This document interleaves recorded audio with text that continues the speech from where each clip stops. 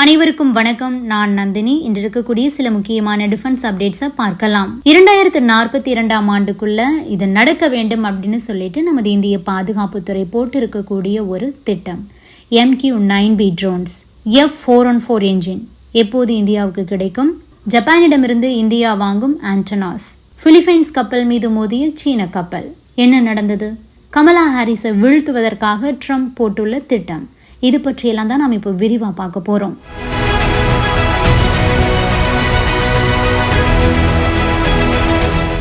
முதலில் நமது இந்திய பாதுகாப்புத்துறை நம்ம இராணுவத்துக்காக இந்தியாவிலேயே தயாரிக்கப்பட்ட 400 ஹவிட்சர் வகை பீரங்கிகளை கொள்முதல் செய்ய போகிறாங்க. 155mm 52 caliber டோவ்டு கன் சிஸ்டமாக அது இருக்கும். சீனா பாகிஸ்தான் எல்லையில் பாதுகாப்பு பணியில் ஈடுபடுத்துறதுக்காக ஏற்கனவே 307 அட்வான்ஸ்டு டோவ்டு ஆர்டிலரி கன் சிஸ்டம்ஸ்க்கு ஆர்டர் கொடுக்கப்பட்டிருக்கு. பழைய போஃபோர்ஸ் பீரங்கிகளை கம்பேர் பண்ணும்போது இந்த வகை பீரங்கிகள் அனைத்துமே இலகு ரகமாகவும் உயரமான மலைப்பகுதிகளில் விரைவாக எளிமையாக டெப்ளாய் பண்ணுறதுக்கு ஏற்ற மாதிரி தான் தயாரிச்சிருக்காங்க. 2042 ஆண்டுக்குள்ள அனைத்து பீரங்கிகளையும் பார்த்தீங்கன்னா உள்நாட்டு தயாரிப்பாக மாற்றும் பொருட்டு இந்த மாதிரியான ப்ரொக்யூர்மெண்ட் ப்ராசஸ் தற்போது நடந்து வருது. 155mm ஹவிட்சர்கள் ஏற்கனவே பெறப்பட்டு நிறைய ரெஜிமெண்ட்ஸில் பயன்படுத்தப்பட்டுக்கிட்டு இருக்கு. இதனோட தொடர்ச்சியாக தான் உயரமான மலைப்பகுதிகளில் பயன்படுத்துறதுக்கு ஏற்ற மாதிரியான 155mm 52 caliber கொண்ட டோவ்டு கன் சிஸ்டம்களை அதிக அளவில் டெப்ளாய் பண்ண போகிறாங்க. இதற்காக கொடுக்கப்பட்டிருக்கக்கூடிய டீலின் மதிப்பு 6500 கோடி ரூபாய்.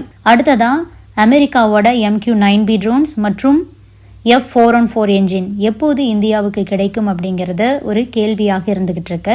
இந்த நிலையில தான் இந்திய பாதுகாப்புத்துறை அமைச்சர் ராஜ்நாத் சிங் வர்ற 21ஆம் தேதி 5 நாள் பயணமாக அமெரிக்கா போக போறாரு. 23ஆம் தேதி பென்டகன்ல யுஎஸோட டிஃபென்ஸ் செக்ரட்டரி லாய்ட் ஆஸ்டினை சந்திச்சு பேசுவார். அப்போது இந்தியா அமெரிக்கா இடையிலான ராணுவ டீல்ஸ் குறித்து விவாதிக்க போறாங்க. அதன்படி MQ-9B பிரிடேட்டர் ட்ரோன் தொடர்பான டீல், குவாட்ல கொண்டு வரப்பட்ட Indo Pacific maritime domain awareness initiative, இது இல்லாமல் F-414 என்ஜின் டீல் ஆகியவை குறித்தும் பேச போறாங்க. $3 பில்லியன் மதிப்பில் 30 MQ-9B பிரிடேட்டர் ட்ரோன்களை அமெரிக்கா கிட்டேருந்து இந்தியா வாங்குவதற்காக பல ஆண்டுகளாகவே ஆர்வம் காட்டிக்கிட்டு இருந்தாங்க. இது இந்தியா சீனா எல்லை பகுதிகள் மட்டும் இல்லாமல் இந்திய பெருங்கடல் பகுதி தொடங்கி பல பகுதிகளிலும் கண்காணிப்பை வலுப்படுத்துறதுக்கு நமக்கு உதவும். கடந்த 5 வருஷத்துக்கு மேலே இது தொடர்பான பேச்சுவார்த்தைகள் நடந்துக்கிட்டே தான் இருக்கு. இருப்பினும் இந்தியா தான் இதில் இறுதி முடிவெடுக்க வேண்டிய ஒரு தருணத்தில் இருக்குது அப்படின்னு சொல்லிட்டு அதிகாரிகள் போன வருஷம் சொல்லியிருந்தாங்க. இது தொடர்பான அறிவிப்பு பார்த்தீங்கன்னா முதலில் கடந்த ஆண்டு செப்டம்பர் மாதம் வெளியாச்சு. அதற்கு பிறகும் பேச்சுவார்த்தைகள் நடந்துகிட்டு இருக்கு. இருப்பினும் இதுவரைக்கும் இறுதி முடிவு எட்டப்படவே இல்லை. இதற்கு பல காரணங்கள் இருக்கு அப்படின்னு சொன்னாலும் கூட எதனால இவ்வளவு நாட்களா இந்த டீல் தாமதமாகிட்டு இருக்கு அப்படிங்கிறது பற்றின தெளிவான தகவல்கள் இதுவரைக்கும் இல்லை. இந்தியாவை பொறுத்த வரைக்கும் நமது இந்திய இராணுவத்தில் இப்போது ட்ரோன்கள் இருந்தாலும் கூட இப்போது நமக்கு இந்த MQ-9B ட்ரோன்ஸ் கிடைச்சது அப்படின்னா நமது ட்ரோன் பிரிவை அடுத்த கட்டத்துக்கு எடுத்துட்டு போகும். இந்த ட்ரோன்களால் அதிக நேரம் பறக்க முடியும். மற்ற ட்ரோன்களால் நினைச்சு பார்க்க முடியாத பல செயல்களையும் இந்த ட்ரோன்களால் செய்ய முடியும். இரவு பகல்னு எப்போது வேண்டுமானாலும் துல்லியமான வீடியோவை பதிவு செய்து தர முடியும். நிலத்தில் இதனால் எந்த அளவுக்கு பயணிக்க முடியுமோ அதே மாதிரி பெருங்கடல் பகுதிகளிலும் கண்காணிப்பு பணிகளை இதனால் மேற்கொள்ள முடியும். AI தொழில்நுட்பம் இருக்கிறது கூடுதல் பலமாக இருக்க உளவு பணிகள், கண்காணிப்பு, இராணுவ ரீதியாக எப்படி வேண்டுமானாலும் இந்த ட்ரோன்களை நம்ம பயன்படுத்திக்க முடியும். இந்தியா சீனா எல்லை பகுதிகளை கண்காணிக்கிறதுக்கு ஏதுவாக அமெரிக்கா கிட்ட இருந்து இந்த அதிநவீன ட்ரோன்களை நமது இந்தியா வாங்க போறாங்க. இருப்பினும் எப்போது வாங்க போறாங்க அப்படிங்கிற தகவல் இதுவரைக்கும் இல்லை. இதனைத் தொடர்ந்து தேஜஸ் MK-1A போர் விமானங்கள் அல்லது AMCA போர் விமானங்களுக்கு அமெரிக்காவோட ஜெனரல் எலக்ட்ரிக் நிறுவனத்தின் F-414 என்ஜினை பயன்படுத்த போறோம் அப்படிங்கிற தகவல் வெளியாச்சு. இருப்பினும் அந்த என்ஜினுக்கான டீல் அப்படிங்கிறது தாமதமாகிட்டே போகுது. ஸோ அதனுடைய நிலை என்ன அப்படிங்கிறதும் ராஜ்நாத் சிங் அவர்கள் அமெரிக்காவுக்கு போயிட்டு வந்ததுக்கு அப்புறமா தான் தெரிய வரும். ஏன்னா இந்த டீல்கள் குறித்து அவர் அங்கு விவாதிப்பார் அப்படின்னு சொல்லப்படுது. அடுத்ததா இந்தியா ஜப்பான் கிட்ட இருந்து கடற்படைக்கு தேவையான ஆண்டனாஸை வாங்க போறாங்க. நோரா 50 ஆண்டனா, இதை யூனிகார்ன் அப்படின்னு சொல்றாங்க. United combined radio antenna system, அவற்றை தான் ஜப்பான் கிட்ட இருந்து இந்தியா வாங்குறாங்க. இதை ஜப்பானோட NEC நிறுவனம் தான் தயாரிச்சிருக்கு. மிசைல் மற்றும் ட்ரோனோட மூமெண்ட்ஸ் எல்லாம் வந்து அக்யூரேட்டாக தெரிந்து கொள்வதற்கு இந்த ஆண்டனா நமக்கு உதவும். ஜப்பான் கடற்படை இந்த ஆண்டனாஸை தான் வந்து பயன்படுத்திக்கிட்டு இருக்காங்க.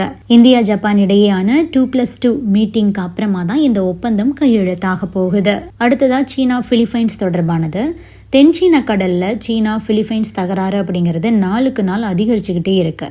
தற்போது பிலிப்பைன்ஸோட 2 கப்பல்கள் மீது சீன கப்பல் ஒன்று மோதி இருக்கு. சீனா வேண்டுமென்றே தங்கள் நாட்டைச் சேர்ந்த 2 கப்பல்களை டேமேஜ் பண்ணி இருக்கிறதா பிலிப்பைன்ஸ் சொல்லியிருக்காங்க. அது தொடர்பான வீடியோவையும் அவங்க வெளியிட்டிருக்காங்க. இதற்கு சீனா என்ன சொல்லியிருக்காங்க அப்படின்னா, செகண்ட் தாமஸ் ஷோல் அப்படிங்கிற ஒரு இடத்துலையும் அது போக சபைனா ஷோல் வாட்டர்ஸா அந்த இடத்துலையும் எந்த ஒரு அனுமதியும் பெறாமல் பிலிப்பைன்ஸோட கப்பல்கள் நுழைஞ்சது. சட்டவிரோதமாக அவை வந்ததால தான் நாங்கள் அதை தாக்கினோம் அப்படின்னு சீனா சொல்கிறாங்க. இதற்கு பிலிப்பைன்ஸ் என்ன சொல்கிறாங்கன்னா, செகண்ட் தாமஸ் ஷோல் அப்படிங்கிற இடத்துல தங்களுக்கு உட்பட்ட பகுதியில் தான் வந்து பிலிப்பைன்ஸ் கப்பல்கள் இருந்தது. இருப்பினும் கூட சீனா அத்துமீறி ஆபத்தான முறையில் அன்ப்ரொஃபஷனலாக இந்த மாதிரி மோதி இருக்கிறது ரொம்ப வருத்தத்துக்குரியது. இதற்கு நாங்கள் தகுந்த பதிலடி கொடுப்போம் அப்படின்னுட்டு பிலிப்பைன்ஸ் சொல்லியிருக்காங்க. அதாவது சீனா தங்களோட கப்பலை பிலிப்பைன்ஸோட 2 கப்பல்கள் மீது வேண்டுமென்றே மோத விட்டுருக்காங்க.